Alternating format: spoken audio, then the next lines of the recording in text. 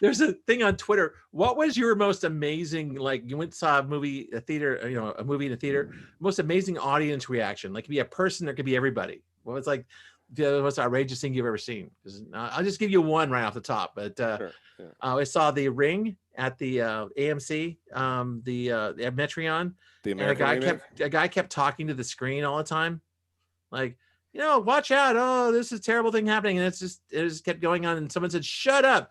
You shut up! No, you shut!" They started fighting in the front, and they had to drag the guy who talked to the screen out of there, and he was screaming and yelling. And everyone's throwing popcorn at him. It was like it was amazing. All hell broke loose. The film never stopped. He was out there. We just finished the movie, and it seemed kind of like not as fun as what just happened before. I have it's not exactly the same thing. And this wouldn't be my choice, but it's funny that you brought that up. Is I went and saw Into the SpiderVerse at the like cheap theater. And that's a good little animated movie. Oh, it's a great movie. I beautiful colors and really enjoyed that. I like that they use multiple styles of animate, like of there's anime in there. There's the noir animation, like and whoever cut that picture, maybe it's more than one person. It still made me angry because it was such a corporate handout, but nonetheless, there was a lot of product, but and the soundtrack and all that, but it's still. I was impressed by how many different styles of. I just was like they were getting pure magentas and like day glow colors in there. Nick Cage being noir SpiderMan. Yeah. I know it was weird. So what happened? What happened? Yeah. So there was a dude who was sitting like three quarters of the way down in the theater, right by the entrance aisle. So on the other side, because it's a one aisle theater, and he's just talking to the screen. And talking to the screen and talking to the screen. And I think somebody must have gotten up because it was like, it's the cheap theater, right? So people bring their kids and stuff like that. And somebody must have gotten up and gone out and been like, hey, there's this dude in here who's like ruining the movie for us. And somebody came in, walked over to the guy, like knelt down. Hey man, like calm down. Like, stop talking to the screen. Other people are trying to watch this, whatever. Screen can't answer you.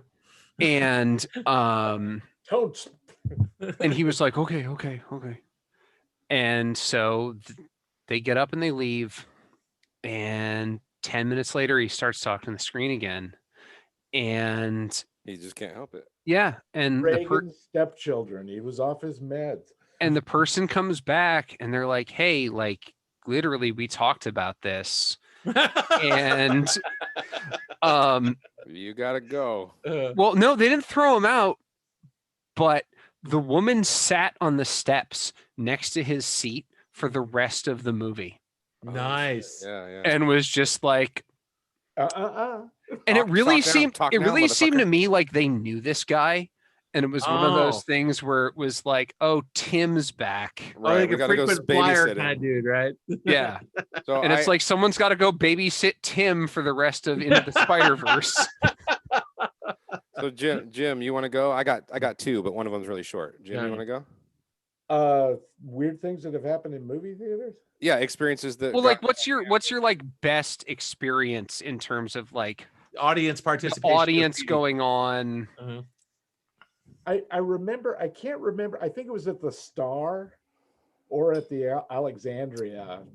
Great. And I want to say that it was Le Samurai, but I don't think it was. That'd be the Star. That'd be the 4-star. That is a great film. God damn, that's a good movie. It is an excellent movie. But it's during this movie, and I think it was during the day, and there's a guy sitting like he came in late. And of course, already I hate him. Semi-empty theater. He has to sit like 2 rows in front of me, right in front of me. No one knows why people do that. And then he starts going on about somebody says something about nuns or priests or something, and he's going, none of them, in like a really loud voice. And he's like turning around and laughing and like playing it up to the 6 pissed off people who are trying to watch the movie. And he finally stopped, but it was. I go to the movie. I mean, I have one quick one and then a better one. Okay, the first quick one is I went with my former boss and friend to see Drive for the first time, and fine film. And someone had obviously, like a couple rows down from us, brought like a very underage, like maybe like a 5-year-old or something. Right. Oh, the exact audience for that. Right. to fucking Drive, dude. And I think even more like a family. So there was maybe like an 11-year-old and a 5-year-old and then 2 parents. And it gets to the scene where he's stomping that guy's fucking head in the elevator, dude. And my fucking friend and you can hear the kids talking, by the way, the whole time throughout the whole fucking movie. He could not shut up. He just blah. The kids were just like, what is that? What are they doing? You know, and we're like, oh my God.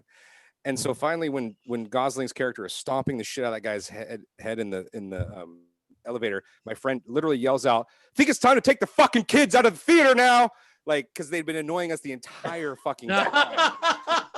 And it's so inappropriate to have them there in the first place. Did that work? No, it didn't work at all. Damn. Which is okay, but okay. Before I get into my better one, but a similar thing happened to me when I went and saw Mad Max Fury Road for the first time, which was because I saw both of those twice. So I'm sitting down with Matt at Mad Max, waiting for my friend. I'm saving a seat right here. There's an empty seat next to me, and then, or there's all empty seats. A mother comes in with, I'm not joking, like a 4-year-old little girl. Right. They save one seat, who is the father, I guess. But the father's not there forever. He's at the concession stand. And literally the previews are going. And I'm thinking, I haven't seen this movie yet, but I mean, I know it's rated R. I've seen the previews. This is a George Miller film. Yeah, this is Mad Max Fury Road. And I kind of just lean over to the mom and I say, very, very politely, I say, I don't mean to, like to overstep my boundaries, but this film seems like it might be kind of scary. It's rated R. It might be very violent. And she looks at me with a straight face and she goes, "Oh no, my daughter's seen way worse. We were watching a horror film and saw the trailer for this, and she said, I want to see that." Okay. And I felt like saying, all I wanted to say was, "Well, you get the Parent of the fucking Year award," like, and like, and the husband comes in and sits down, and the movie starts. Here's the thing: that kid did not make a peep. Whoa. I don't think that kid breathed. The kid was on the edge of her seat the entire time watching that film, but I couldn't enjoy the film because I was like, you are permanently damaging your 3-year-old daughter for the rest of her fucking life right now, because you're actually Parent of the Year award, and this kid's going to go on to direct the next generation of great films. Perhaps. Yeah. Okay. Maybe. But here's the best. I went and saw, my girlfriend and I at the time went and saw Fruitvale Station in the city. I never saw that. So we're downtown in San Francisco watching Fruitvale Station, and of course, that's where Oscar Grant was from, and so we didn't realize this going in because we kind of came in when it already lights went down, and we weren't late, but we sat down and we didn't realize that there was so people were wearing like they had made Oscar Grant shirts, like they were all extended family members. Wow. And it was a huge full theater. And so there's the scene, if you've never seen it, and there's no spoilers here, but like the scene when the cops are taking them off the train, and I know the story. They're taking them off the bar, and they're like, get on the fucking ground, get on the ground. And they're trying to push Oscar. It's Michael B. Jordan too, the first time we've ever seen him, and he's killing it. And it's just very tense. The music is building, it's crescendoing, and the cops are screaming, and literally everyone in the theater just is like, fuck you, motherfucker. They're just like fucking yelling. Wow. We're talking like 50 people going, fuck you, you fucking pig, fuck you, and like throwing shit. And then of course, pretty soon, pah! The gunshot, and they're like, ah! They just all fucking scream, and Oscar Grant has been shot in the film, and it's a really well made film, so you feel all of this. But the people were screaming, and it was palpable, and the tension and everything. And then when we got out of the screening, that's when we saw the shirts. Everyone was wearing, like never forget Oscar, or RIP Oscar, and all these. Damn. And it was just the most sort of like visceral experience I ever had in the theater, being with a huge group of people that were reacting to, I could see that, man. It's funny you brought up Mad Max Fury Road, because that was one of the last movies I saw. I saw it down at the AMC in Santa Clara, where everybody was completely in line. They were like I had to go see it again because a 3-year-old fucked me up. I know, that's the thing. Everyone was like a school of fish. Everyone reacted perfectly. Now that's what the 20-minute long action scene in the front. Everybody at the end was just like, whoa! The whole place just blew up, right? It's a game changer, man. I know, but it's like what the Matrix did, you know, back in 2000. Oh, dude, absolutely. 1999. Oh, did I tell you about my Matrix story? This is the best. I saw this over at I remember where I saw everything. It's weird, but I saw this over at the Century Dome Theater in South City, which is closed now. So we were in there. They're showing the previews, and it's a dome theater. It's a pretty full house, and the film broke. And which one? Which picture? The Matrix. The film broke in previews, like, and then the lights come up automatically, and everyone just starts talking, blah blah blah blah blah, blah, you know. And then I'm like, the film broke, because I used to work in theaters. The film broke. Anybody? And I had to go outside, and it was somebody like, go and tell them. I was the guy going outside. It was a freaking ghost town. There was nobody out there. I had to walk up to a candy slinger and say, the film broke. It says the film is over. No, the film literally broke. I had to explain to them what was going on. I fixed it. And after that, it was just magic. But the story I was going to tell was about working at Dolby Labs, which I used to work there. And we used to get pre-screenings of all these great films, because we used to check the audio. So we got The Fugitive. Which is I love that movie. I know, and we were in there, and it's a fantastic venue if you ever get a chance to see. That's also an airtight script. Yeah, it is, and a good Harrison Ford movie. Yeah, he's not phoning it in there either. He was invested in too, which is. Yeah. But anyway, it's an amazing Tommy Lee Jones movie, which is why he got the Oscar. Yeah. For he got the Oscar. Exactly. He beat out John Malkovich for In the Line of Fire, by the way. But yeah, it's a fantastic venue, and it's set up to be able to hear every channel of audio, right? So for early days of AC3, right? So you clap your hands in that theater, you can't hear any echo at all. And so all these families coming in, and there's some 3-year-old coming in sitting down next to her mom. And Eileen leans to me and says, that kid is out of here as soon as the train crashes. And says, let's see what happens. And sure enough, when that train crashed, that kid started screaming, and mom had to take him out of the theater. That was it. Oh my God, that's the antithesis to my story. Yeah, I know. It's the opposite thing. Like literally, this 3-year-old's watching Fury Road, and she's totally fine. You had a sociopath, and I had like an empath, basically. Yeah. I may have been someone's like audience experience moment, because I was in Canada, and it was when the original SpiderMan came out. And how original? How back we going? Sam Raimi Spider-Man. Oh, the first one. Seeing it in the theater, and I love those first two. Yeah, I do too. And when Green Goblin has the tram in one hand and Mary Jane in the other hand. Yep. I literally just went, no, not the Roosevelt Island tram, anything but that. And just like that, right? Yeah. And like 3 people in the theater thought it was the funniest thing they'd ever heard. And everyone else in the theater was like, what the fuck is this guy talking about? Like, oh shit, that's great. Because as growing up, like the Roosevelt Island tram is always broken. Right. Like there's no, that's a thing that exists technically, but you can never take it because it's always broken. So like the idea that like there's 100 people on the Roosevelt Island tram in the middle of the night is not a thing that would ever happen because it would be under maintenance that week. Like that's my complaint about the smart train. We spent how many millions of dollars in Sonoma County, and 5 people ride it once a week. Yeah, well, I rode it once. I went to Roosevelt Island and I have to fucking stop by. And also, they made all the fucking crossings actual crosswalks. So now I got to fucking stop my car just because of fucking somebody wants to walk across the goddamn street at that juncture. I'm like, fuck this. Apropos of nothing, I was at we were watching the Blair Witch Project first time, and this is at the Nickelodeon in Santa Cruz. Scary. And the thing is that the water main broke and there's no bathrooms available, which made it extra horrible, but which is great, but they were showing a previews before. You're feeling the same thing that they're feeling in the tent. Exactly. It was not weird. Dripping out of your nose. It's actually urine. It was like Percepto. It was like, but anyway, it was like, so we were where the previews are going, and they showed a movie called Trick. You ever heard of this? Yeah. It was a Tori Spelling thing, a romantic comedy in New York, but Tori Spelling's dad produced it, and so Aaron. it was the most stupid, obvious, Oh yeah. Indie Aaron gay spelling themed movie. sucks. I know. And so at the end of the thing, 90210, baby. at the end of the thing, I yelled out, "Buy me an indie movie, Daddy!" And everybody just fucking died. It's the right place to do it. Yeah, I know.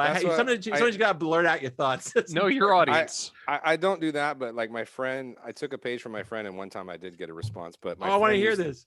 My friend used to really loudly, like, so during the trailers, if there was a trailer that was obviously like just horrible, for a movie that just was like looked terrible, right after the trailer ended, when it was just completely silent, he would just go and like not because of a fart, like it was a comment on the trailer, he'd be like, like that one's gonna suck, and just people would fucking, dude, they would just, because it was everyone who was thinking during the trailer like this looks like a piece of garbage. When he did that, just it struck a chord, and they just all would like just laugh. No, it's the Seinfeld episode where George keeps going to see the Hindenburg, so he yells, "That's gotta hurt," after it crashes. yeah. And then he can't do it the one time because the guy's got the fucking laser pointer. Yeah. Oh shit, I don't miss those, man. Oh, that was horrible. That era sucked. I hated that. I wanted to fight those people. I want to find them and kill them. I really did. I did too. I might publish this. This is interesting. my father, this is his like one big one. Went and saw, I can't remember what movie it was now, but there was a trailer for The Perfect Storm before that. Yeah. Oh, I got one for this too, but you first. And do you remember it, like, first of all, that's a bad movie, but also like in the trailer, there's the whole thing where the boat capsizes and it's going to come back around to the other side, which happens all the time. But there's like a solid 10 or 12 seconds in there where it's just complete blackness and silence after it flips over. And so it gets to that part in the trailer and it flips over and it's just dead silent. And my father just goes, "Okay, terrific." And, and everyone in the theater is just like, "Yeah, fuck this movie." Actually, that's like this is not completely relevant, but I remember being a young kid going over to a friend's house, and he had like a crazy uncle, and they would watch, that's when I first like saw like Jason movies, and Oh, right on. Good. Yeah, that's what crazy uncles are for, Dan. Right, like slasher films. So they'd be, we'd be watching like Friday the 13th part 4 or 3 or whatever, and someone Jason X. Yeah. So like a woman would get decapitated, and literally the uncle would be like, "Oh my God, is she gonna be okay?" Like, just like, oh, Joe, that's wretched. That's wretched. Dude, I mean, it was the funniest shit just I'd dad ever jokes, heard. just straight dad jokes, and not like faking it either. Like seriously, like, "Oh my God, is she gonna be okay?" Like he's just trying to get reaction out of the kids, and it's like, oh, he would just die, dude. I watched a Ray Harryhausen flick, the one where the giant octopus pulls down. Oh yeah, the Beast from 20,000 Fathoms, whatever it was. And it was towards the end of her life, but I was watching it with my grandmother, and she was like, "You think I would have heard something about the Golden Gate Bridge?" It's like, no, it's fiction, Grandma. My grandma, she passed away at 99, and she used to come over. We have her over at the house all the time before that, of course, and she used to love watching The Sopranos, and I had them all on DVD. It was like the weirdest thing. She just like watch another one. That's all she wanted to watch. She just couldn't. She was addicted to like this crime drama. That's awesome. It was I have no guts like George Costanza in that one episode of Seinfeld where he stands up and yells at the movie theater guys that are like screaming and laughing. But I definitely like politely talk to people like, "Hey, can you please not be on your phone because it's distracting." Oh yeah, I do that. But there was only one time where like these like, I think it was like a group of people, like maybe like 2 guys and 2 girls, and they were just talking through the whole fucking thing. And at first I was like, "Hey, can you guys please, like, everyone's trying to enjoy this and you're right next to me, and can you please stop?" And they're like, "What?" And then they didn't stop. And so I asked them again, and they were like, "What?" And I said, "Next time, stay home and rent a fucking movie." Nice. and that actually did it. Like it was a weird, like, because I thought they were just they thought I was just gonna still be polite and they could do whatever they want. Right. That was the only time I was like, you know, you need to just rent a fucking movie if you're gonna talk. Just escalated a little bit. That's not bad, man. People need to hear that talk sometimes.